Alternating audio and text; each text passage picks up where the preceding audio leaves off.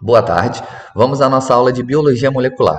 Hoje vamos falar sobre mutação, reparo e recombinação do DNA. Essa aula vai ser dividida em três partes. Então essa é a primeira parte, onde a gente vai focar na mutação.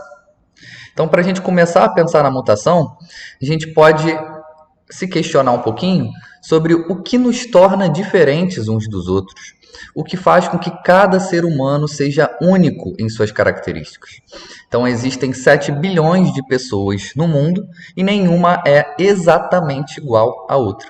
Cada um vai ter o seu próprio conjunto de características, que é o fenótipo, tá? Que vai dar a sua identidade, né? Vai te dar as suas características, te identificar como pessoa. Tá? Então, por mais que você tenha um irmão gêmeo, ele também não vai ser 100% igual, porque vão ter características diferentes entre vocês, né? De pensamentos diferentes, opiniões diferentes, gostos diferentes. Então, não existe uma pessoa que seja 100% igual a outra. Então, o que leva a cada ser humano ser único? Né? Quais são os mecanismos por trás dessa conclusão de que cada ser humano tem um próprio conjunto de características? Então, a esse conjunto de características a gente dá o nome de fenótipo, né? Características que são observáveis ou mensuráveis. Então, aqui, por exemplo, a gente está falando testes de doença, né? Uma pessoa que é diabética, eu não consigo olhar, observar e dizer que ela é diabética, mas eu consigo medir o nível de glicose no sangue dela e identificar então que ela é diabética, que ela apresenta essa característica, por mais que não seja visual, tá? Então esse conjunto de características que formam um fenótipo, ele é decidido por uma interação entre a genética e o ambiente. Esses dois fatores interagem e como eles podem interagir de várias maneiras, né? Porque a gente tem várias heranças genéticas na nossa população, assim como a gente tem vários ambientes diferentes na nossa população, isso vai causar uma grande diversidade de pessoas possíveis, né? Uma grande análise combinatória que dá N resultados diferentes. Tenho infinitos resultados diferentes para acontecer aqui com essa interação entre genética e ambiente. Então, o que fornece a diversidade dos seres humanos, a diversidade de fenótipo, é a variabilidade genética que interage com a variabilidade de ambiente. Então, aqui na esquerda, a gente tem características que são definidas pela genética, tá? Normalmente, as características são definidas por uma interação das duas coisas, mas algumas características pontuais podem ser definidas só pela genética ou só pelo ambiente. Então, aqui no caso das características definidas pela genética, a gente tem como exemplo as etnias. Então a gente tem aqui, por exemplo, uma menina branca do cabelo ruivo. Esse cabelo ruivo e o tom de pele é herdado geneticamente, né? A herança dos nossos pais, dos nossos antepassados. Assim como a gente tem as diferentes etnias aqui, etnia oriental, etnia africana, etnia indígena, cada um com as suas particularidades, com seus conjuntos de características que definem, né, as pessoas integrantes dessas etnias. Aqui tem uma imagem do Stephen Hawking, um físico americano muito famoso, que tem uma doença chamada de ELA, esclerose lateral amiotrófica, que é uma doença que é genética, tá? Então, o fato dele estar aqui nessa cadeira de roda automática, é por conta de uma síndrome genética que ele possui. E aqui do lado, uma criança, uma menina com síndrome de Down, né, portadora da trissomia do cromossomo 21. Então, ao invés dela ter 2 cromossomos 21, ela possui 3. E esse cromossomo a mais é o que causa a síndrome de Down. Tá? Então, a síndrome de Down é um exemplo de uma característica que é 100% genética, definida pela genética. A presença de um cromossomo extra faz com que a pessoa desenvolva essas características aqui. Então, um retardo no crescimento, um retardo no desenvolvimento, características típicas de rosto, né? As pessoas que têm síndrome de Down têm uma aparência incomum, tá? E aqui do lado direito do slide, a gente tem as características definidas pelo ambiente. Então, não é somente a genética que vai definir nossas características, o ambiente também tem um papel importante. Então, essa primeira imagem aqui do bebezinho com a cabeça deformada é de uma tribo africana que tem esse hábito, a cultura, de amarrar a cabeça dos seus filhos recém-nascidos para deformar elas propositadamente. tá? Essa diferente forma do crânio, ela tá ligada com castas, né? Um sistema de castas. A pessoa pertence a um certo nível social dentro dessa tribo, se ela tem a cabeça assim mal formada.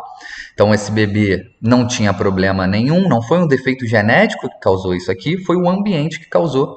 No caso, o ambiente foi a mãe, né, amarrando essas tiras, esses trapos aqui de pano na cabeça e pressionando a cabeça da criança. Aqui esse indivíduo mais velho, idoso, se a gente se atentar, o lado direito do rosto dele está jovem e o lado esquerdo do rosto dele está mais envelhecido, né? Isso por conta do sol. Esse idoso aqui é um motorista de caminhão e ele ficava então com o rosto, né, exposto no lado esquerdo, pegando o sol no lado esquerdo e não no direito, que ficava para dentro do carro. Então isso fez com que o lado esquerdo do rosto desse ficasse mais envelhecido, ficasse mais velho do que o rosto do lado direito, tá? Então isso foi uma característica gerada pelo ambiente, né? O pegar sol só de um lado gerou essa característica, mudou ali o fenótipo dele. E esse indivíduo aqui que fez uma bifurcação na língua, essa bifurcação, ele não nasceu dessa maneira, não nasceu com essa característica, então foi o ambiente, nesse caso o ambiente é um bisturi, né, que foi passado ali no meio da língua dele, dividiu a língua em duas partes. Então a gente sempre vai ter as nossas características, o nosso fenótipo, sendo definido pelo componente genético, características que herdamos dos nossos pais e dos nossos avós, somados, né, interagindo com a pressão do ambiente, né, aquilo que o ambiente define das nossas características. Então, por exemplo, essa menina branquinha aqui, ela nasceu muito branca, mas se ela passar a vida inteira dela frequentando a praia, né, todos os dias, sem falhar, com certeza ela vai conseguir mudar a tonalidade da pele dela para algo um pouco mais escuro. Tá? Então, a gente consegue moldar um pouco o nosso fenótipo a partir do ambiente. Isso pode ser proposital, no caso dela ir para a praia, né? No caso desse rapaz aqui que fez a bifurcação na língua, ou pode ser acidental, como essa criança aqui que não escolheu ter o seu crânio deformado. Então, o fenótipo de um indivíduo é resultado da interação dos seus genes com o ambiente. Tá? Então, normalmente, quando a gente fala sobre predisposição genética de uma doença, né, uma pessoa que tenha uma predisposição para ter AVC, para ter infarto, por exemplo, a gente toma cuidado de usar essa palavra predisposição, porque o fato da genética apoiar, incentivar que ela tenha a doença, não quer dizer que obrigatoriamente ela vai ter essa doença. Tá? Ela só vai desenvolver a doença de fato se o ambiente for o gatilho para essa doença se instaurar naquela pessoa. Tá? Então, uma pessoa que tenha predisposição para depressão, predisposição para infarto, se ela viver num ambiente que é incentivador da doença, então uma pessoa com depressão, ela se isola do mundo, não tem mais interações sociais, não faz mais nada de divertido, ela não consegue dormir bem, tem privação de sono, né? Isso é um ambiente que facilita com que a doença, a depressão, se instale. A pessoa não interage com mais ninguém, não dorme bem, não descansa, não se alimenta bem, não faz exercícios, por exemplo, não se mantém ativo, né? É uma pessoa sedentária. Então, isso facilita com que a doença seja instaurada. Então, na pessoa que tem predisposição à depressão e ainda tem hábitos ruins de vida, né? Esses hábitos compondo ali o ambiente em que ela vive, tá? Quer dizer, o ambiente, tá? Os hábitos dela, né? As atitudes dela, né? O ambiente inclui também as atitudes que essa pessoa toma ao longo da vida. Então, uma pessoa com depressão que vive num ambiente que é deprimido vai engatilhar para que essa depressão seja instaurada, apareça de fato. Agora, se eu tenho uma pessoa que tem a predisposição a ter depressão, só que ela vive num ambiente super inibidor da doença, então ela tem pais acolhedores que entendem a situação dela, ela faz dieta, ela pratica exercício, ela não usa drogas, ela não bebe, não fuma, tá? Então ela mantém hábitos saudáveis de maneira a evitar que a doença deflagre, que a doença seja instaurada nela. Então, se ela conseguir manter o ambiente de uma maneira inibidora à doença, não haverá esse desenvolvimento da doença, mesmo que ela tenha a predisposição, tá? Então, um exemplo bobo, mas que traz a obviedade disso, é um caso de uma alergia. Então, se você tem uma pessoa que tenha predisposição, né, a ter alergia à picada de um certo inseto, um besouro, um percevejo, por exemplo, mas ela vive num lugar onde não há esse inseto, ela está longe desse perigo, né? Então a alergia nunca vai acontecer nessa pessoa, por mais que ela tenha toda a predisposição do mundo. Ela nunca vai encontrar um inseto que causa alergia, tá? Mesma coisa se a gente pensar em gêmeos univitelinos, então que nasceram do mesmo óvulo, que são separados ao nascimento. Então, um vai, por exemplo, morar com a mãe na Itália e o outro vai morar com o pai no Peru. Então, vão viver culturas diferentes, comidas diferentes, hábitos diferentes, né? Conceitos de vida, objetivos e valores de vida diferentes. Isso vai, com certeza, mudar o fenótipo delas. Tá? Um filho pode se interessar em ir à praia todo dia e fazer musculação, e ele vai ser mais moreno, mais forte. O outro está mais interessado em tecnologia da computação, não sai de casa, por exemplo, ele já vai ter um fenótipo diferente, tá? Por mais que tenham exatamente a mesma genética. Então, por exemplo, se um dos gêmeos tem o hábito de comer doce durante toda a infância, o gêmeo que foi cuidado pelo pai, por exemplo, esse gêmeo pode apresentar diabetes. O outro, que foi cuidado pela mãe, foi lá para a Itália, vamos dizer que a mãe cuidava da alimentação, né, de maneira mais rigorosa, não deixou essa criança comer tudo que ela queria, então ele não desenvolveu a diabetes.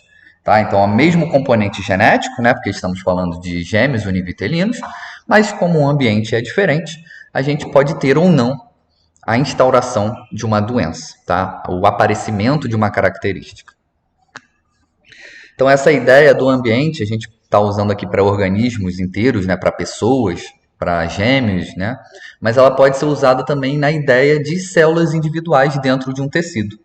Então, a gente tem uma célula que está sempre se comunicando com os seus vizinhos, as células que estão ao redor, tá? E essa comunicação nada mais é do que um ambiente que ela está exposto.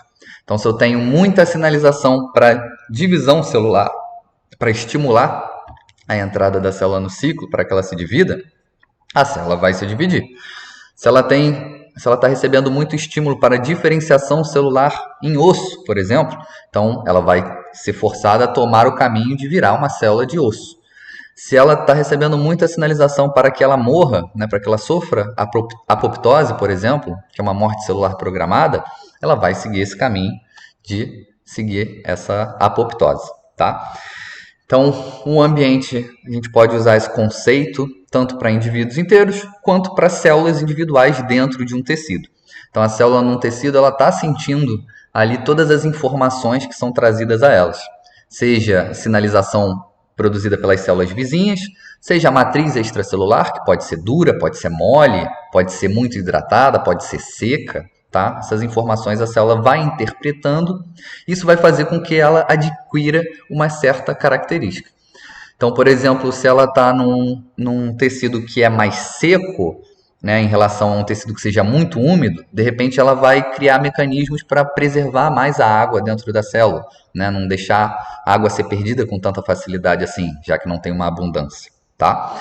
Então, a pressão do ambiente vai fazendo com que certas características surjam nas células também. Então, o ambiente, na verdade, é uma interação de tudo aquilo que de alguma forma afeta o indivíduo, que afeta a célula. Então, o ambiente, na verdade, é um sistema bem complexo, porque a gente tem diversas sinalizações e estímulos acontecendo ao mesmo tempo, e muitas vezes esses estímulos podem ser até opostos, antagônicos. Tá? Uma célula produzindo sinais para que a célula se divida, a outra célula vizinha produzindo sinais para que ela morra. E aí, qual que ela vai obedecer? Né? Qual é o sinal, o estímulo que vai ganhar? Então, o sinal que vai ganhar, ou o estímulo, é aquele que seja mais intenso ou mais frequente, tá? Por mais tempo. Então, o ambiente é complexo para a gente conseguir mensurar todas essas sinalizações, todas essas informações que estão rodando a célula. Tá? Então, é complexo de ser analisado também. O ambiente é dinâmico, porque a todo momento ele está mudando. As informações que a célula recebe mudam, né, dependendo do estado ali do tecido naquele momento. E por conta de ser complexo e muito dinâmico, ele é difícil de controlar. Então não tem um único comportamento, um único hábito, uma única sinalização que causa o desenvolvimento de uma doença, mas sim um conjunto daquela sinalização. Então, se a gente pensar, por exemplo, na pessoa que tem a predisposição à depressão, não é um único hábito que vai fazer com que a depressão seja instalada na pessoa. Tá? São conjuntos de maus hábitos repetidos por algum período de tempo que vai fazer com que aquela situação da depressão aconteça. Tá? Para a célula, a mesma coisa. Se a gente pensar em sinalizações fisiológicas, né, num tecido saudável, não tenha nada acontecendo, então a célula vai ser mantida saudável, em comparação com sinalizações de dano ou sinalizações de inflamação que estejam exageradas. Então, sinalizações de inflamação vão fazer a célula tomar certas atitudes e apresentar certas características que podem não ser interessantes, podem acabar levando a célula para a morte. Beleza.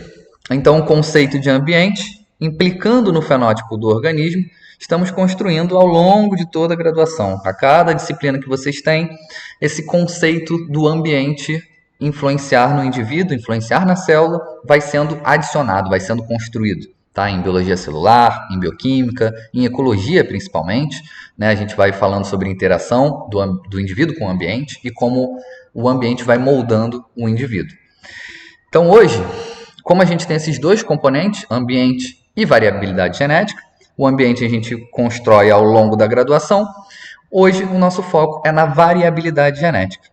Como que as pessoas apresentam tantas variáveis genéticas, né, tanta diferença genética assim, umas das outras. Se a gente teve um mesmo ancestral em comum, o que fez com que a gente tivesse tanta variabilidade?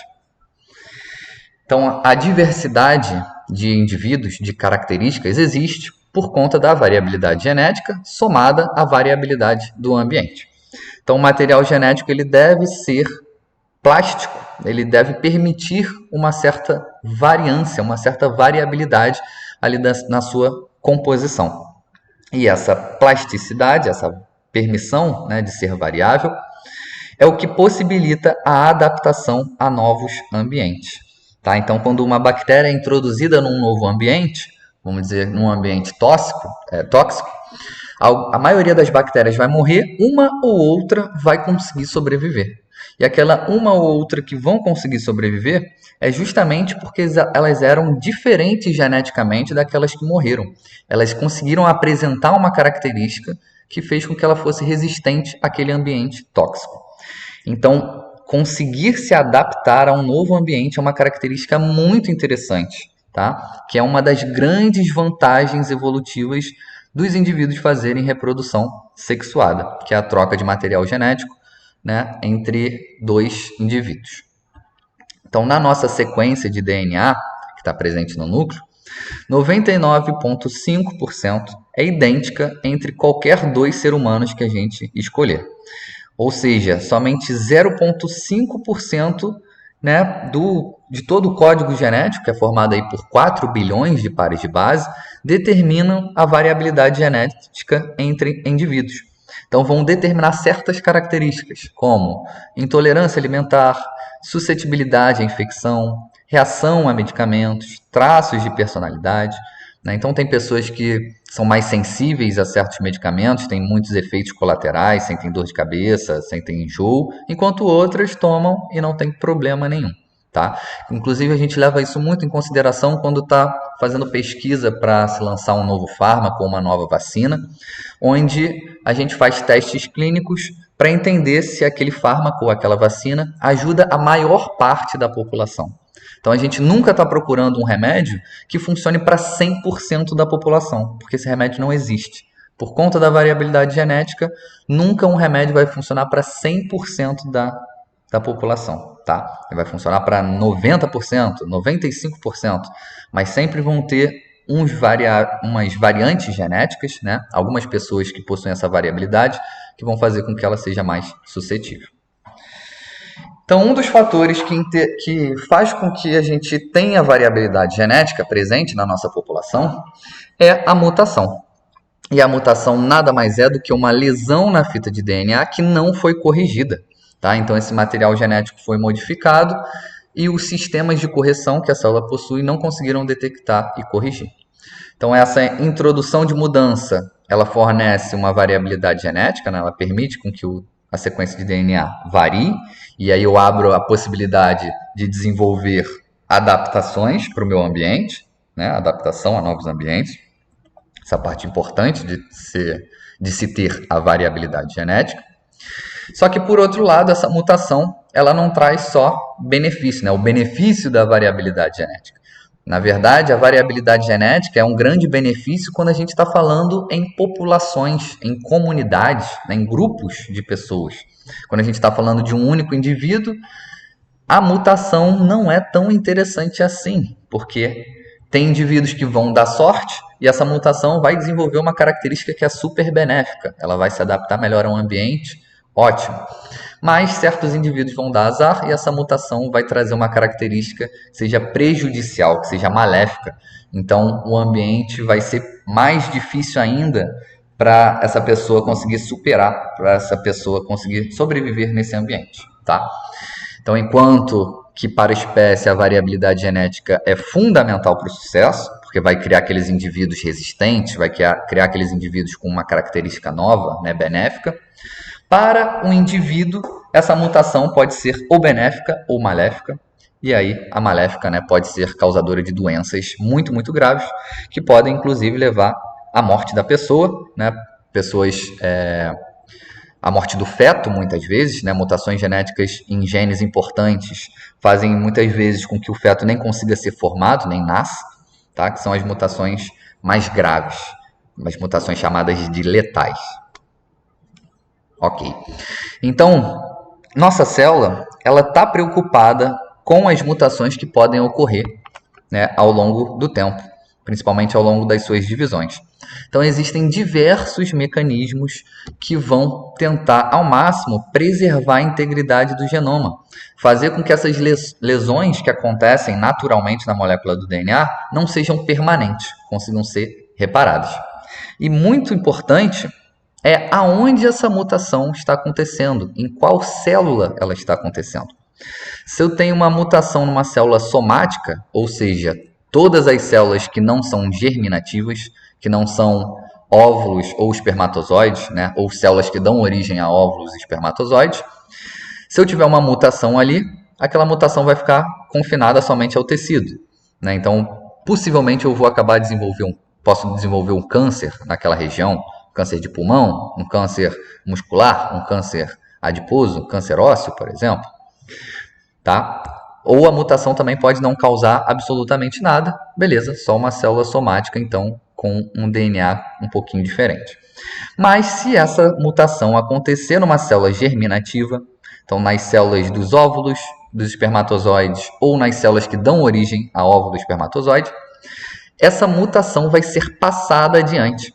Então, o filho ou filha, né, desse indivíduo pode ser um mutante, pode carregar aquela mutação e dependendo como acontece a recombinação genética na hora da fecundação do óvulo com o espermatozoide, esse indivíduo pode apresentar a característica mutante. Então, essa característica pode ser benéfica ou pode ser maléfica, depende de onde a mutação aconteceu, tá?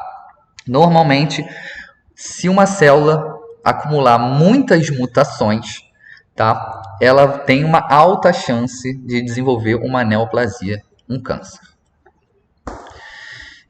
Então, um conceito importante para a gente entender é que o DNA ele é alvo de vários agentes químicos, físicos e biológicos que podem ser produzidos pela própria célula ou não, podem ser inseridos de fora, né? Uma molécula exógena, um remédio que a gente toma, uma luz ultravioleta, tá? Que podem alterar a sua sequência genética. Essa parte aqui, produzido pela própria célula, é muito importante, porque a célula ela tem o seu próprio metabolismo.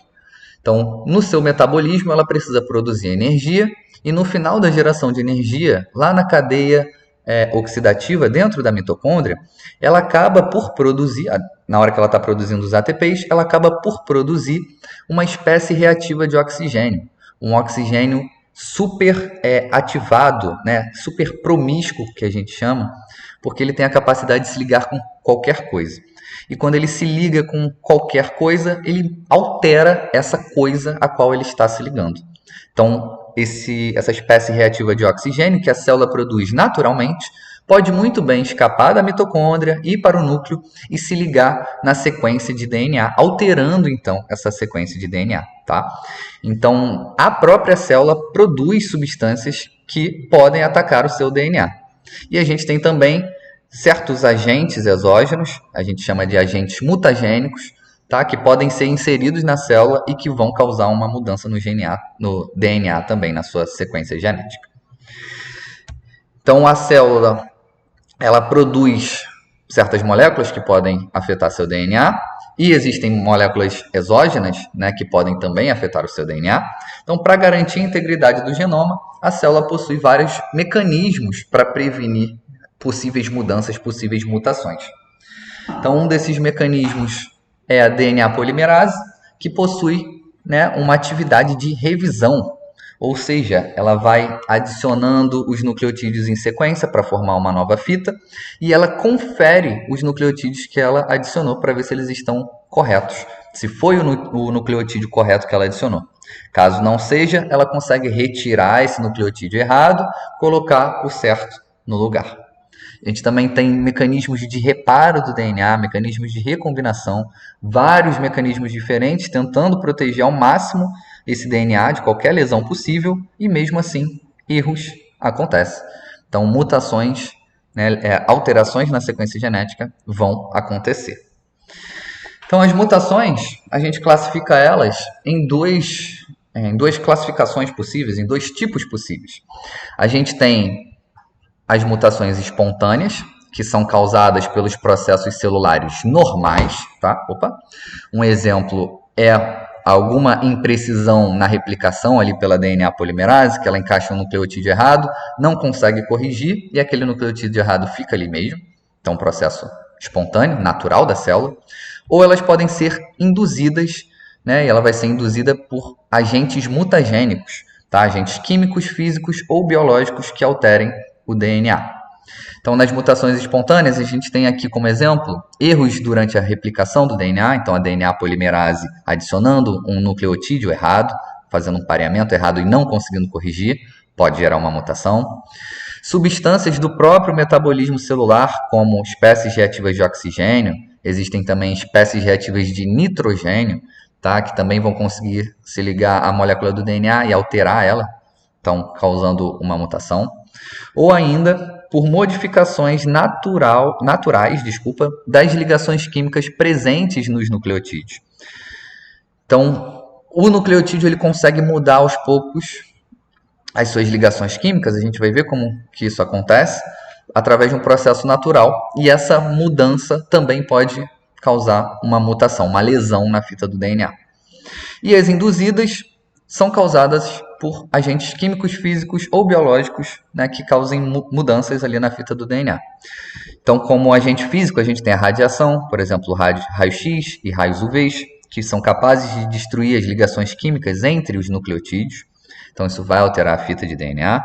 Agentes químicos, que são as nossas substâncias cancerígenas. Então, o cigarro, né, as substâncias químicas que estão presentes no tabaco, a poluição, carnes processadas que possuem espécies reativas de nitrogênio, tá? Agrotóxicos, benzeno, amianto, sílica, xileno, são substâncias que conseguem danificar ligações entre nucleotídeos, então eu vou alterar aquela fita, vou acabar causando uma mudança.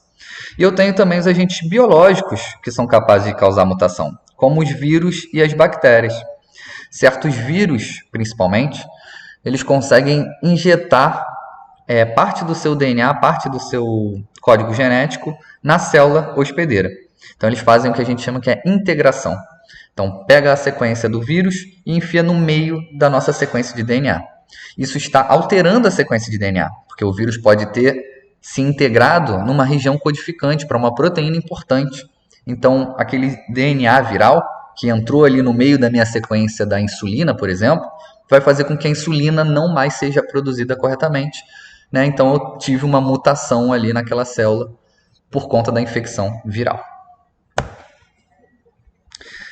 Então, aqui só mais um exemplo para reforçar essa ideia de que o metabolismo normal da célula, tá? Principalmente nos organismos aeróbicos, então que utilizam o oxigênio como aceptor final lá na produção de ATP dentro da mitocôndria, tá? Então vai acabar produzindo muito espécies reativas de oxigênio. A gente tem mais de 30 mil danos à fita de DNA por dia. Então é um processo completamente natural da célula lesionar o seu DNA, tá? Então, a lesão no DNA é inevitável. Então, o que a célula faz é ter, né, vários mecanismos de reparo para reparar essas lesões. E aí, a lesão que não é reparada, que consegue escapar desses mecanismos, ela sim vai ser chamada de mutação. Então, mutação acontece somente quando a lesão passou pelo mecanismo de reparo e não foi detectado, não foi alterado. Então, a mutação ela já está fixa no DNA, tá? A mudança que ela causou. Então, vamos aos tipos de mutações possíveis. A gente consegue classificar as mutações, né, a partir de certas características.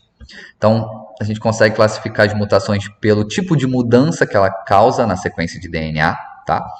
Então, eu tenho mutações, por exemplo, que vão substituir um nucleotídeo. Vou trocar um C por um G.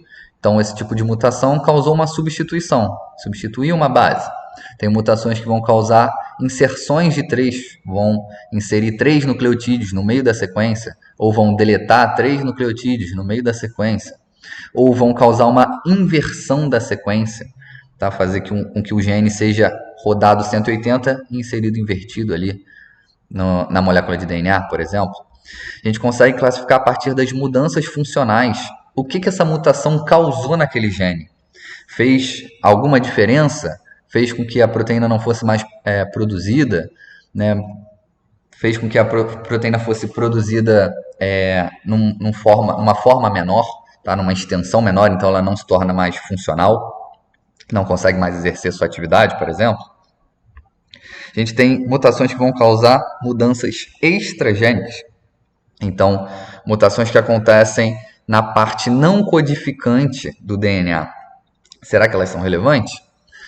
E a gente tem também mutações cromossômicas, que são quebras ou rearranjo dos cromossomos.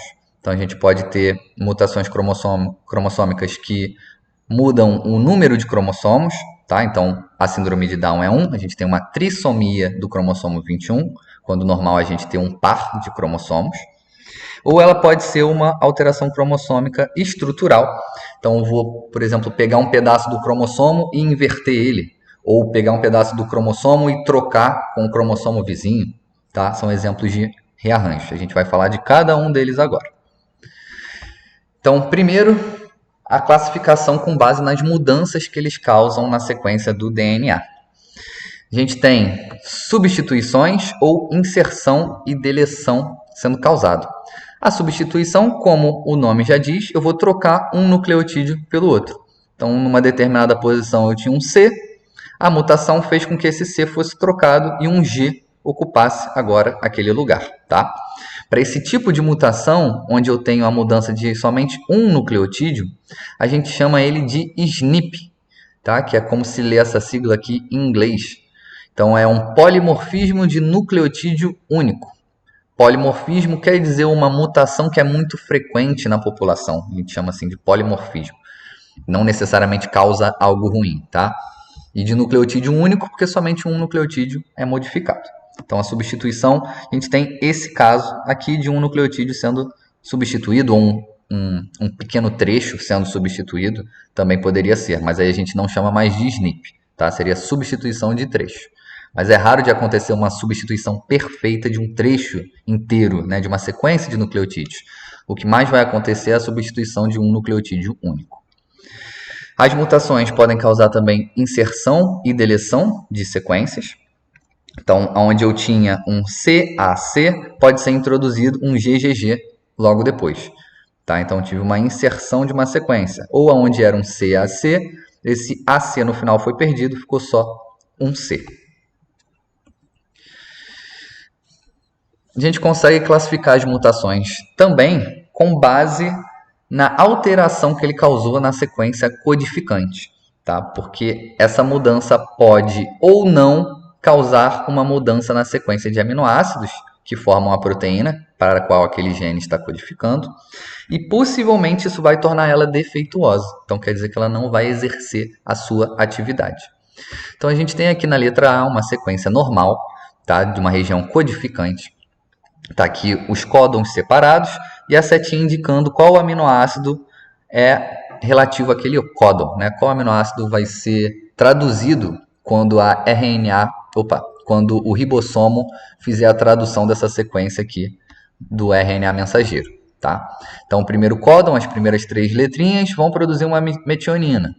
O segundo códon, asparagina. Terceiro códon, arginina, até que chega nesse códon aqui, que é o que nos interessa, que é formado por TCA, e ele vai produzir uma serina no indivíduo que tem a sequência normal, que não sofreu nenhum tipo de mutação. Show! Então vamos para as situações possíveis quando uma sequência sofre uma mutação. Essa mutação, então agora eu tive a alteração aqui de um nucleotídeo, o códon era TCA, foi substituído para TCC. Então troquei a adenina pela citosina, tá? Só que TCA e TCC codificam para o mesmo aminoácido. Lembra que a gente diz que o código genético ele é degenerado. Isso quer dizer que eu tenho mais de uma maneira como escrever para que um aminoácido seja produzido, seja inserido ali na cadeia, tá? Então, se vocês lembrarem daquela tabelinha dos códons, né, eu tenho 4 vezes 4, 16, vezes 4 vai dar para 60 possibilidades, tá? De códons possíveis, e eu tenho só 20 aminoácidos. Então, eu tenho várias maneiras de escrever esse códon para codificar para o mesmo aminoácido. Então, é isso que aconteceu aqui na mutação que a gente chama de mutação silenciosa.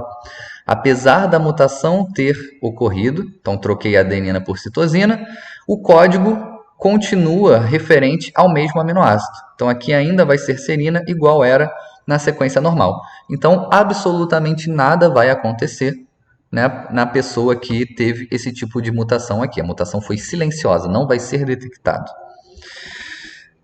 Beleza. Seguindo os tipos de mutação que podem acontecer, a mutação ela pode mudar o sentido, tá, dessa cadeia, desse códon ao qual ela aconteceu. Então, onde a gente tinha o TCA, agora o T foi substituído por um outro nucleotídeo, que é o A adenina.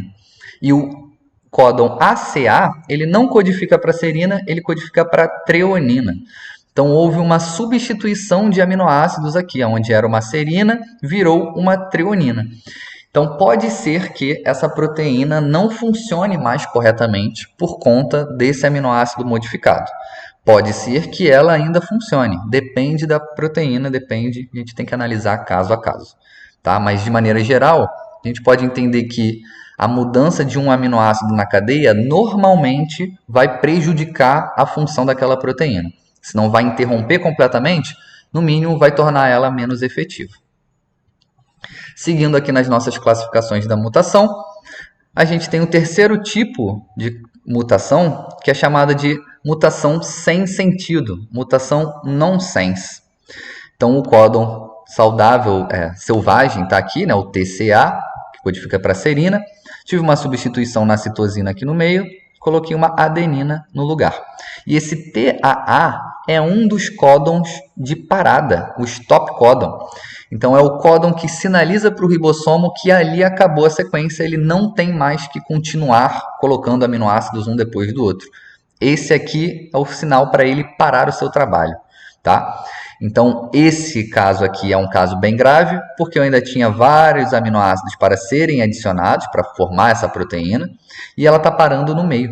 Então, eu vou gerar uma proteína muito menor, né, que provavelmente não vai entrar na forma correta para ela exercer a sua atividade. Então, esse daqui, de fato, né, quando eu tenho uma mutação sem sentido, que adiciona um códon de parada no meio da sequência, tá? Essa proteína não vai mais funcionar. E o quarto tipo de mutação é a mutação que causa uma mudança no quadro de leitura.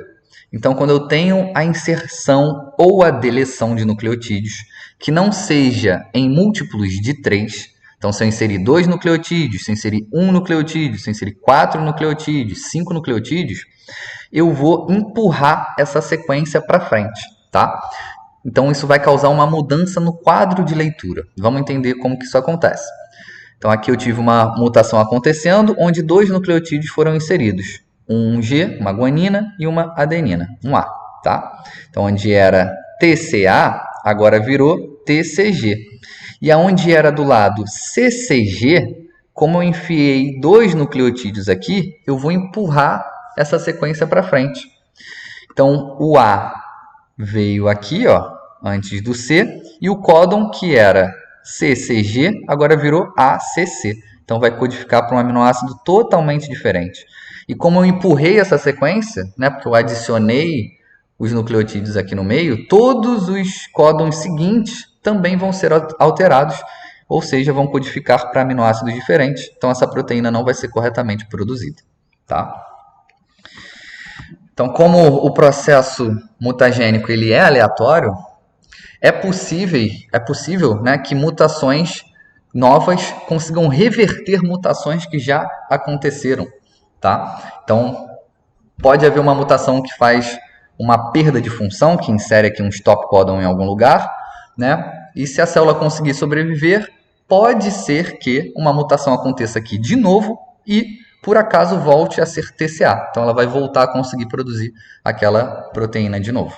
Tá? A mutação ela é bem aleatória, então existe uma mínima chance do raio cair no mesmo lugar, né, 2 vezes. Acho que esse exemplo é muito bom porque o paralelo com a probabilidade disso acontecer é verídico, tá? A chance de um raio cair 2 vezes no mesmo lugar e a chance de uma mutação acontecer 2 vezes exatamente no mesmo ponto é bem baixa. Mas é possível. É esse ponto que eu quero levantar aqui para vocês. Então, falamos de mutações em regiões codificantes. Entendemos ali quais são as consequências, né, dessas mudanças. Mas e as mutações em regiões não codificantes? O que pode acontecer? Então, o impacto das alterações ainda depende da região onde essa mutação, né, essa lesão aconteceu. As mutações que acontecem em regiões codificantes podem afetar a proteína. No caso do missense, no caso da mudança do quadro de leitura, né, por exemplo, no caso da mutação sem sentido. Mas e em áreas não codificantes? Então, em regiões não codificantes, a gente tem, formando o DNA, muito dessas regiões repetitivas, tá? Elas representam a maior parte do DNA, elas não codificam para nada, são só regiões de muita repetição. Então, se houver uma mutação aqui na região repetitiva, não vai acontecer grandes coisas, tá? A célula vai continuar na mesma. Se a mutação acontecer nos introns, eu posso acabar alterando o comportamento dos introns. Então, se esse intron era para sair, para eu conseguir produzir uma determinada proteína, pode ser que agora ele não saia mais e fique preso ali no RNA mensageiro. Vou produzir uma proteína diferente, né, que não vai assumir a sua forma correta. Então, isso pode ser problemático. Se eu modificar um intron e eu não for mais capaz de retirar ele, isso pode causar, né, uma mudança lá na proteína que é produzida no final. Ou ainda, essa mutação pode acontecer na região promotora ou em regiões ativadoras ou repressivas, onde se ligam os fatores de transcrição. Então, se a mutação ocorrer em regiões promotoras ou ativadoras e repressivas, eu posso silenciar para sempre ou superativar a expressão de um determinado gene. Tá? Então, o gene que produzia pouca quantidade de proteína agora pode produzir um monte ou pode não produzir mais nenhuma proteína. Então, mutações que são perigosas. Tá? Aqui só uma representação de como o nosso DNA está estruturado, mostrando que 50% dele é formado por regiões de sequências repetitivas, tá? Segmentos duplicados, repetições de sequências simples, elementos semelhantes a retrovírus. Então, a gente tem como se fossem genes de vírus que infectou os nossos antepassados, que permaneceram ali no nosso DNA e a gente carrega eles até hoje. São vírus que não estão necessariamente nos causando mal, né? Eles não estão voltando a ser ativos, eles só ficaram ali no nosso DNA como se fosse um registro, né, um histórico do que o nosso DNA já passou e que a gente não consegue eliminar. Como o vírus integrou o DNA dele no nosso, como que vai fazer para retirar esse DNA? Não faz. Ele foi se tornando permanente e continuando no nosso DNA ao longo da nossa evolução, né, ao longo da evolução da nossa espécie, tá?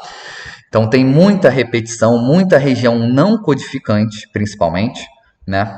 Até aqui nas sequências únicas, o lado direito aqui da representação na figura, a gente tem DNA repetitivo, não repetitivo, desculpa, que não é intron, tá? E nem é exon, nem está codificando nada. Eu tenho os introns que também não são exatamente regiões codificantes.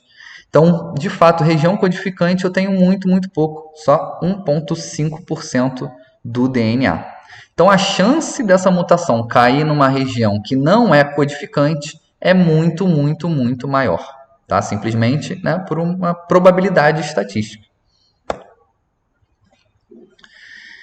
Ok, então agora que a gente já conhece as consequências das mutações, né? A mutação pode causar uma alteração ali no quadro de leitura, pode causar a inserção de um códon de parada e não produzir a proteína corretamente como deveria. Vamos entender como elas ocorrem, né? Quais são os mecanismos que fazem essas mudanças no DNA acontecer. Então, as mudanças espontâneas, a gente já conversou um pouquinho, que são moléculas que a própria célula produz, né, que vão causar lesões ali no DNA, tá? Então, basicamente, essas lesões no DNA são modificações químicas que vão acontecer nos nucleotídeos que estão formando o DNA. Então, exemplos de mutações espontâneas, erros da DNA polimerase, principalmente em regiões onde tem muita repetição. A DNA polimerase ela pode escorregar na repetição e deixar de replicar um trechozinho, tá, daquela repetição. Pular um nucleotídeo, pular 2 nucleotídeos.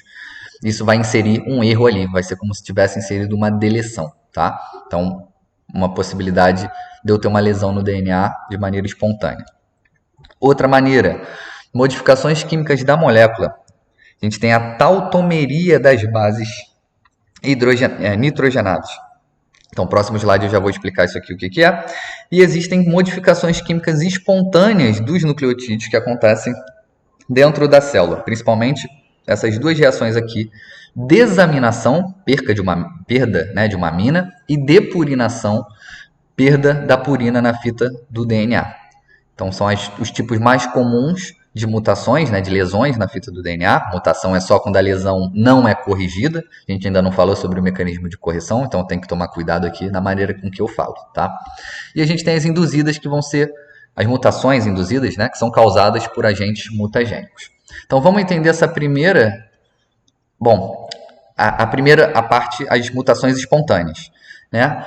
Os defeitos da DNA polimerase são basicamente ela não corrigir um nucleotídeo que ela inseriu errado, ou deslizar e acabar pulando um nucleotídeo na hora de replicar uma fita de DNA, tá? São basicamente esses dois tipos de erro que ela pode introduzir, esses dois tipos de lesão que ela pode introduzir na fita de DNA.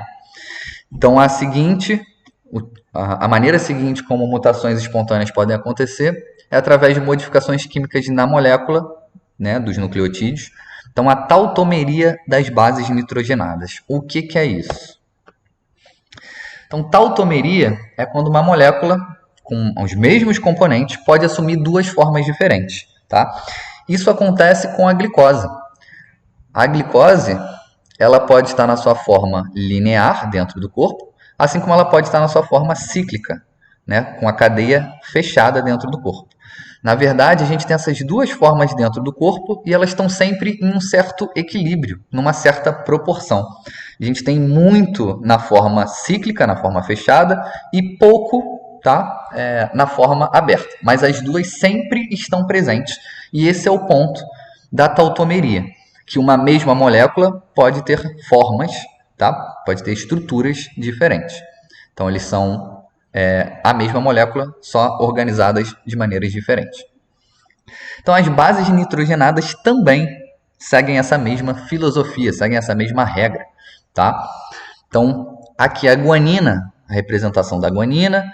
Guanina, no seu estado dito normal, ela tem uma dupla ligação aqui com o oxigênio.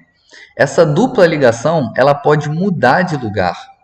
E aí eu vou ter a maior parte da guanina presente na célula vai estar na sua forma normal, mas um pouquinho dela vai estar na sua forma modificada.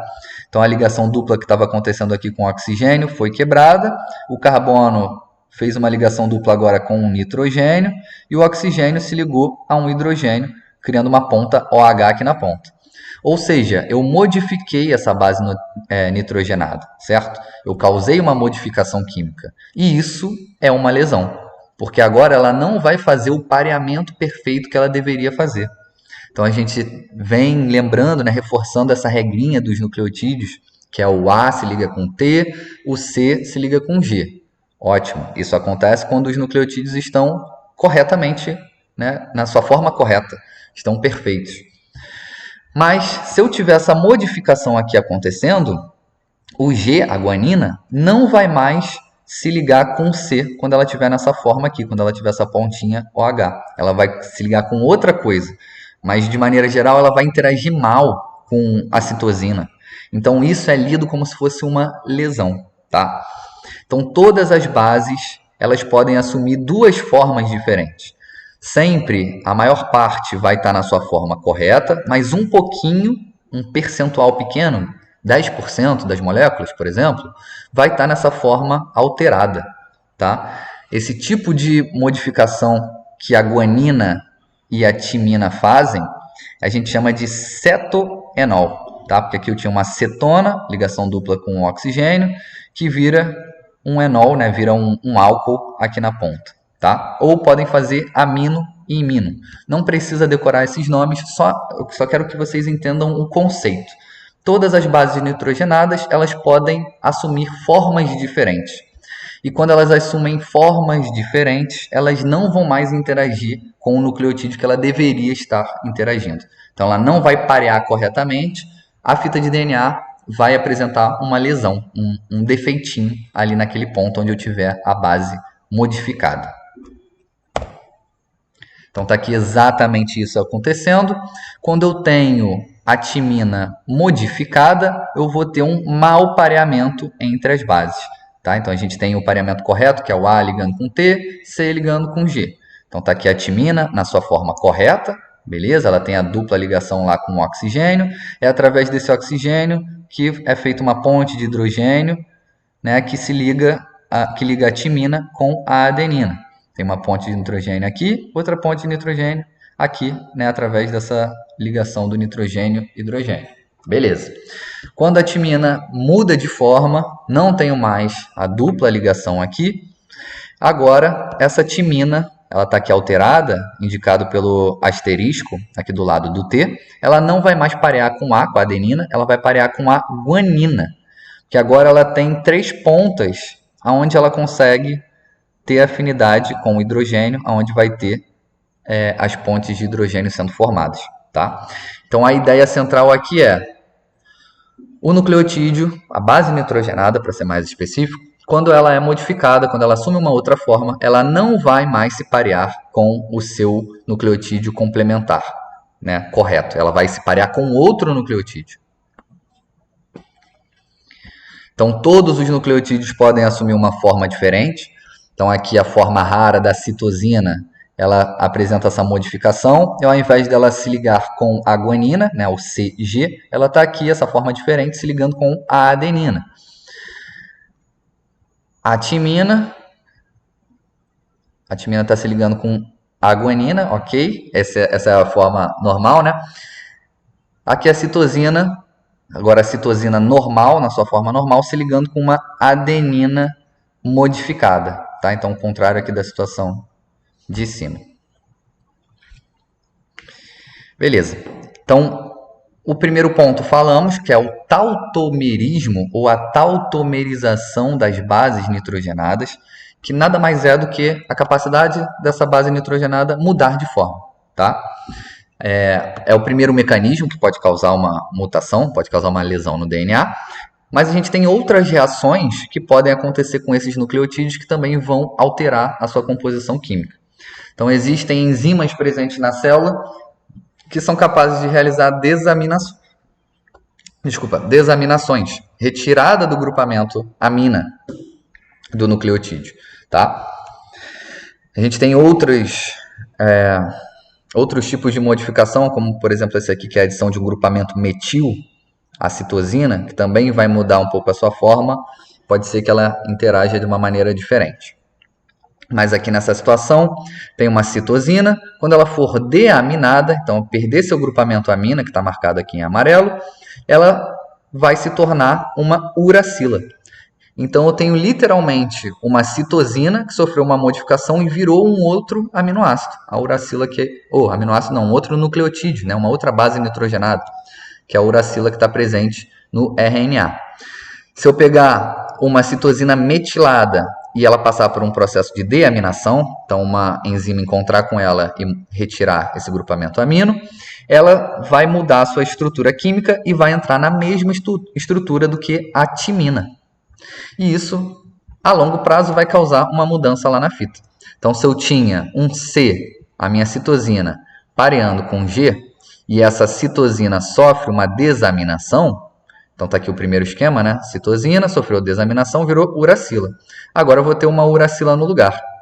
E aí, o meu sistema de reparo pode entender que o nucleotídeo certo é essa uracila. E vai lá e retira o G, retira a guanina e coloca um A no lugar. Porque ele teve como base do correto a uracila, né? O outro nucleotídeo ali que estava sendo complementar, que é o nucleotídeo que sofreu a lesão. Tá? Então, assim, eu posso causar uma mudança nos nucleotídeos da fita por conta dessa lesão aqui, que transformou uma citosina numa uracila, ou uma citosina numa timina. Um outro tipo de mutação espontânea que pode acontecer é através da depurinação, que é uma retirada da base nitrogenada do nucleotídeo. Então, basicamente, eu vou retirar aquela base nitrogenada e vou deixar um espaço vazio. Tá? Então, essa reação aqui nesse desenho, ele está mostrando a base nitrogenada, aqui em laranja, e aqui em cinza é o esqueleto de açúcar e fosfato. Então, o açúcar está aqui, né, a pentose, que é um açúcar de 5 carbonos, e o fosfato aqui do lado, formando o esqueleto dessa molécula.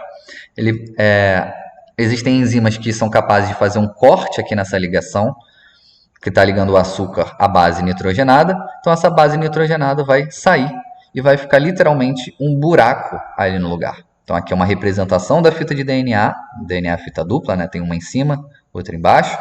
Esses hexágonos azuis é uma representação da base nitrogenada, purinas e pirimidinas. E aqui um buraco vazio, onde eu tenho só uma pontinha OH, indicando que aquela base sofreu um corte e ficou um buraco ali. Se esse buraco não for reparado durante a replicação, a DNA polimerase pode não conseguir passar desse ponto e não dar continuidade à replicação. Tá? Ela pode travar ali, então eu vou travar a célula no seu ciclo celular.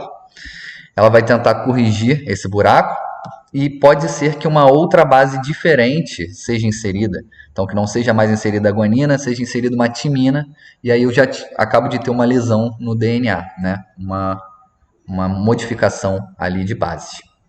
Então, nesse esqueminha aqui, a gente vai entender como que essa mutação, como que essa substituição de nucleotídeo, essa lesão no DNA pode ser passada para as células filhas, né? Para as células seguintes depois da replicação. Então, a gente tem lá uma célula com o seu DNA, tá, perfeitinho, né? A pareando com T, C com G, G com C, tudo certo. É uma célula 2N, né? Como qualquer célula normal do nosso corpo. Então, a gente tem um par de cromossomos aqui representados. Beleza. Essa célula vai se replicar e durante a replicação, essa guanina vai sofrer uma alteração da sua forma. Então, vai mudar para a sua forma tautomérica, né? Vai mudar a sua forma e agora ela não pareia mais com C, ela pareia com T. Então, nessa fita nova aqui foi adicionado um T, porque na leitura, né, da DNA polimerase, quando ela passou por aqui, ela não leu esse G com asterisco, que está na sua forma modificada, como guanina.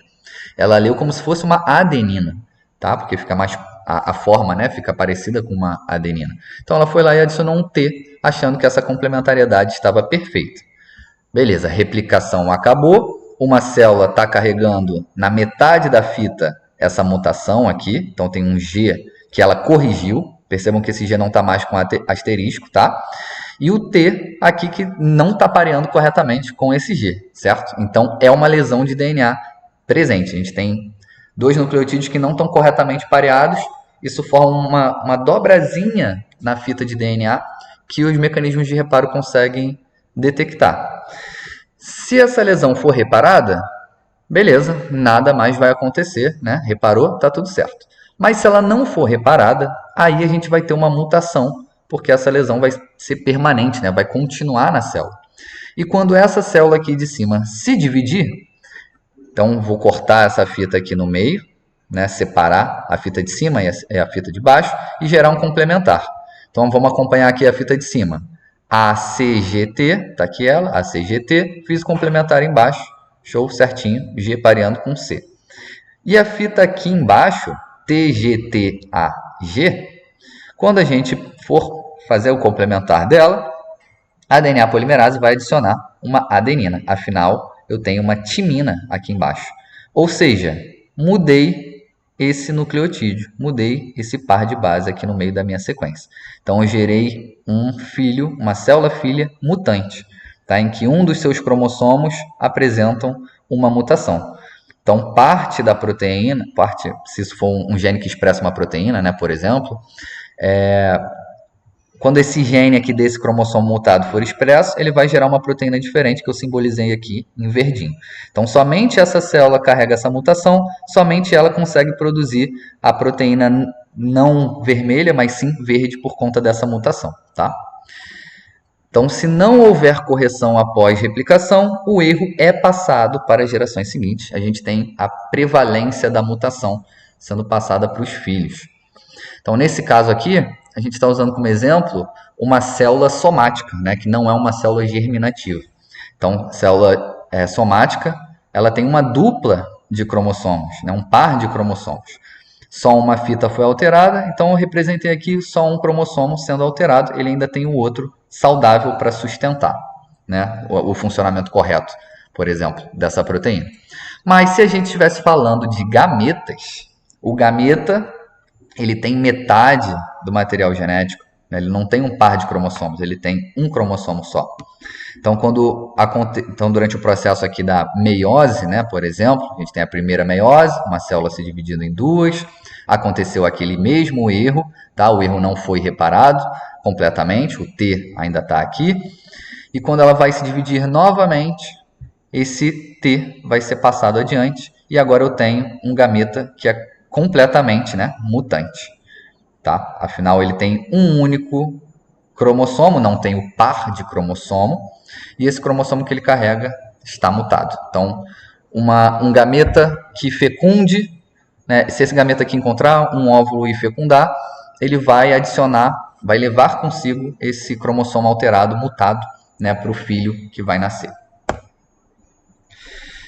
Pois bem, então falamos de todas as maneiras como mutações espontâneas podem acontecer. Agora a gente tem que entrar nas mutações induzidas. Eu não quero que vocês gravem exatamente como que a mutação altera o nucleotídeo, como que a mutação altera a base nitrogenada, qual é a ligação que muda, o oxigênio vai para onde. Não precisa se ater a esses detalhes.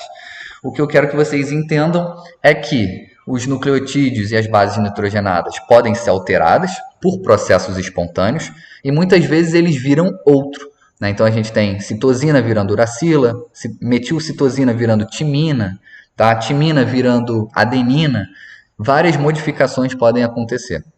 Então a gente tem aqui até nucleotídeos, bases nitrogenadas diferentes, como a xantina e a hipoxantina, que também podem estar presentes ali no nosso DNA. Tá? Não quero que vocês gravem qual a modificação exatamente, quero que entenda que os nucleotídeos e as bases nitrogenadas podem sofrer modificações e vão acabar virando outra letra, né? Vão virar outro nucleotídeo. E aí eu não vou ter um pareamento correto, né, entre os pares de base, entre as duas fitas ali que estavam pareando certinho, tá? Então, para as mutações induzidas. Então, esses agentes que induzem mutações são chamados de agentes mutagênicos. Eles podem aumentar ou acelerar as reações espontâneas, né, de mutagênese que acontecem dentro da célula. Então, por exemplo, fazer com que a célula produza mais espécies reativas de oxigênio é uma maneira de se induzir mutações. Tá? Assim como podem introduzir novas reações de modificações dos nucleotídeos. Quase que todas as ligações que formam o nucleotídeo podem ser alteradas ou por grupamentos químicos ou por agentes físicos, tá? Então, um dos exemplos que a gente traz aqui de mutação induzida é a desaminação. Esse processo a gente já aprendeu, né, na geração de mutação espontânea, só que ela vai ser acelerada por substâncias chamadas de nitratos. Então, existe um ácido chamado de ácido nitroso, que ele é degradado dentro do corpo, né? Ele vai ser processado e gera seus derivados, que são os nitritos e os nitratos. Então, basicamente, moléculas derivadas ali do nitrogênio, tá? Esses nitritos e nitratos são usados como conservantes de alimentos, principalmente nos alimentos que são defumados. Então, toda aquela seção de frios ali, linguiça, salsicha, salame, presunto, salaminho, mortadela, bacon defumado, peito de peru defumado, tudo que é defumado, inclusive o churrasco que é defumado, ele também acumula essas substâncias, nitratos e nitritos. E esses nitratos e nitritos vão acelerar essas reações aqui de deaminação. Então, vão fazer com que a citosina vire uracila, com que a metilcitosina vire timina, com que a adenina vire hipoxantina, guanina, xantina e assim por diante, tá? Então, vão causar ali modificações químicas nos nucleotídeos. A gente tem mutações induzidas por agentes oxidantes, então que vão aumentar a quantidade de radicais livres ou espécies reativas de oxigênio, dá no mesmo, tá? Falar um ou outro. Radicais livres e espécies reativas de oxigênio são moléculas que têm uma afinidade muito grande para se ligar com qualquer coisa. Então, quando elas se ligam com essa coisa, elas vão modificá-la. Então, um exemplo aqui, a gente tem a guanina. Quando eu tenho estresse oxidativo, ou seja, quando eu tenho a presença de radicais livres, esse oxigênio superativo vai ser inserido na molécula. Então, agora eu criei uma guanina modificada, a 8-oxoguanina, tá? Que não vai mais se ligar com a citosina, não vou ter mais o pareamento GC. Essa oxaguanina, ela se pareia com a adenina. Então, eu vou ter uma mudança de base ao longo da replicação, né? Quando o mecanismo de reparo for nessa fita e identificar aqui essa guanina errada, pode ser que ela retire totalmente essa guanina e tome a adenina como base, né? Como o nucleotídeo correto. Então, o que pode acontecer aqui é eu ter essa substituição de GC para TA ao longo do tempo.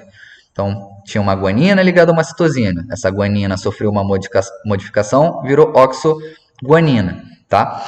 O mecanismo de reparo pode reconhecer que esse C não está se pareando corretamente com a oxaguanina e coloca uma adenina que pareia perfeitamente com a oxaguanina. Depois de um certo tempo, essa oxaguanina pode ser reconhecida como um erro, como uma lesão que deve ser reparada, ela vai ser retirada e eu vou utilizar a adenina como base para saber qual nucleotídeo que eu tenho que colocar aqui no lugar. Então, quem se liga com A é o T. Então, aqui eu tenho a substituição, onde era um GC, aos poucos virou um TA. Então, não precisa gravar exatamente aonde a modificação acontece, qual é o nome exato do nucleotídeo modificado. Quero que vocês entendam que modificações químicas nos nucleotídeos e nas bases nitrogenadas, né, vão causar mudanças de afinidade com os nucleotídeos ao qual ele estava se ligando. Um outro tipo de mutação induzida é através de agentes químicos que são análogos às bases nitrogenadas que estão presentes no nosso DNA. Então, essas bases nitrogenadas são fármacos, tá? Por exemplo, o aciclovir ou o AZT, tá? Que são antivirais. Então, são moléculas muito parecidas com bases nitrogenadas, que quando entram na nossa célula, ocupam o lugar da base nitrogenada, só que elas não deixam uma ponta livre para que a cadeia continue a ser formada. Então, ela vai matar os vírus que estão se replicando ali. O vírus vai tentar replicar seu DNA, ele vai adicionar, ao invés do ATCG, ele vai adicionar uma molécula de aciclovir ali no seu genoma. E a DNA polimerase, ou RNA polimerase, dependendo de qual vírus a gente está falando, se é um vírus de RNA ou DNA, não vai mais conseguir continuar a produzir esse material genético, vai travar ali. Então o vírus não vai mais conseguir se replicar. Então análogos de bases nitrogenadas podem ser inseridas ao nosso material genético, tá? Assim como o material genético dos vírus também, a gente se aproveita dessa ferramenta para criar fármacos, né? E aí a gente não vai ter a continuidade da produção da fita de DNA ou RNA acontecendo, tá? Então aqui, ó, bloqueio da replicação. Então pode, dependendo da substância que a gente use, tá? Deixa eu esclarecer isso aqui, né? Dependendo da substância que a gente use, se a gente estiver falando, por exemplo, de quimioterápicos, que se usa na quimioterapia para câncer, no câncer você quer matar as células que estão se dividindo muito. É isso que a quimioterapia faz. E ela mata através desses análogos, né, de bases nitrogenadas. Então a célula que está se dividindo muito, ela usa muitas bases para formar novas fitas de DNA. Quando ela adiciona um desses nucleotídeos aqui, a replicação vai ficar travada, ela não vai mais conseguir duplicar seu DNA. O DNA vai ficar incompleto, porque ele está no meio da replicação, então ele está com a forquilha aberta, com a maquinaria de replicação toda montada ali em cima do DNA. Isso vai dificultar com que a célula expresse seus genes da maneira correta, vai acabar levando para a morte celular. Então, no caso da quimioterapia, a gente mata as células que estão se dividindo, sejam elas as cancerosas, sejam elas saudáveis. Então, por isso que a quimioterapia tem tanto efeito colateral. Já no caso dos antivirais, tipo aciclovir, normalmente se usa análogos de bases nitrogenadas que tenham mais afinidade pela enzima do vírus do que pela nossa enzima. Então, assim, esse análogo de base nitrogenada é mais específico contra o vírus, não afeta tanto a gente. E eu quero aproveitar esse momento para falar de uma coisa importante dos vírus que eu não consegui comentar na aula de transcrição. Então, apresentei para vocês esse dogma central aqui da biologia molecular, né, onde todos os indivíduos vivos, todo o organismo respeita essa lei aqui. A partir do DNA eu produzo uma fita de RNA e a partir da fita de RNA eu consigo produzir uma determinada proteína e ela sim vai executar a função dentro da célula. Tá? Todos os organismos que existem no universo respeitam essa lei. Para produzir uma proteína, necessariamente preciso que eu tenha uma fita de RNA, e essa fita de RNA, para ser produzida, ela precisa ser uma cópia, né, de uma fita de DNA. Só que os vírus, como sempre eles são diferentes. Inclusive, eles não são considerados nem organismos vivos de fato, né? Porque quando eles não estão dentro de um hospedeiro, eles não fazem nada, não se replicam, né? não se mexem, estão meio que mortos. Enfim, isso é uma história para outra disciplina. Mas o ponto do vírus é que ele consegue ir na direção contrária, tomar a direção contrária aqui dessa lei, né? Desse dogma da biologia molecular. Então, o vírus ele tem uma enzima especial chamada de transcriptase reversa, e isso faz com que ele consiga fazer a transcrição reversa. Então, a transcrição é pegar uma molécula de DNA e produzir uma molécula de RNA. A reversa disso é pegar uma molécula de RNA e transformar, né, produzir uma molécula de DNA. Então, os retrovírus, tá, são os vírus capazes de fazer essa transcrição reversa. Exemplos de retrovírus são vírus da AIDS, HPV, se eu não me engano, vírus da herpes também, que são doenças que a gente não consegue eliminar do nosso corpo. Depois que a gente pegou essa doença, a gente carrega ela para o resto da vida no nosso corpo, não consegue eliminar. O que a gente consegue fazer é controlar essa doença, justamente por conta desse mecanismo aqui. Então, como ela consegue fazer, como o vírus, né, os retrovírus conseguem fazer transcrição reversa, eles possuem um material genético deles de RNA. Então, eles invadem a célula, liberam o DNA lá no citoplasma da célula, libera a transcriptase reversa também ali no citoplasma da célula.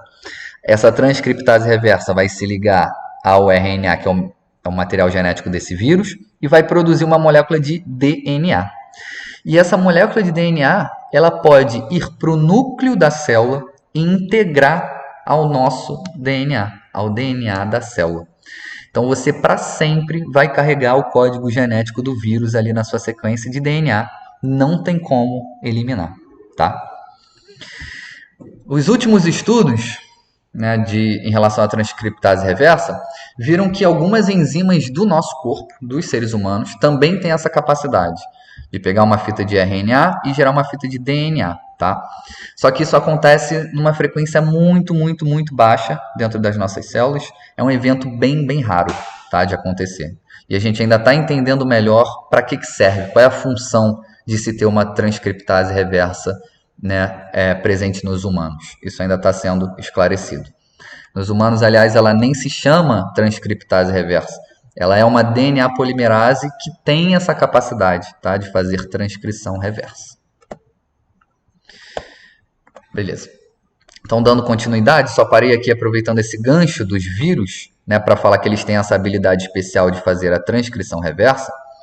Mas continuando os agentes mutagênicos, né, que conseguem induzir uma mutação, a gente tem agentes intercalantes. Então, são moléculas que conseguem se enfiar ali entre os pares de base, e isso vai causar uma modificação na dupla hélice do DNA. Vai causar uma deformação. E essa deformação vai ser entendida como uma lesão, tá? Pela maquinaria de reparo. Essa deformação, muitas vezes, quando a DNA polimerase está passando por ali, ela vai acabar ou adicionando um nucleotídeo a mais, porque essa deformação ela abre um espaço, então a DNA polimerase entende que deveria ter um nucleotídeo ali, ou pode causar uma deleção, ela pode acabar não colocando um nucleotídeo onde ela deveria ter colocado. Tá? Então, agentes intercalantes como brometo de etídio, que é famoso nos laboratórios que fazem eletroforese, tá? Um reagente químico que marca o DNA, torna o DNA visível para a gente, então é bastante utilizado em laboratório. Ele é um agente intercalante, se enfia ali no meio dos pares de base, deforma essa molécula do DNA, né? Muda a sua estrutura, isso vai acabar introduzindo erros. E a gente tem também a radiação como fonte de mutações, né? A radiação UV em especial. Então, a luz solar, ela, quando atinge as moléculas de DNA do nosso corpo, ela é capaz de alterar, né, modificar quimicamente esses nucleotídeos que estão compondo a nossa fita de DNA.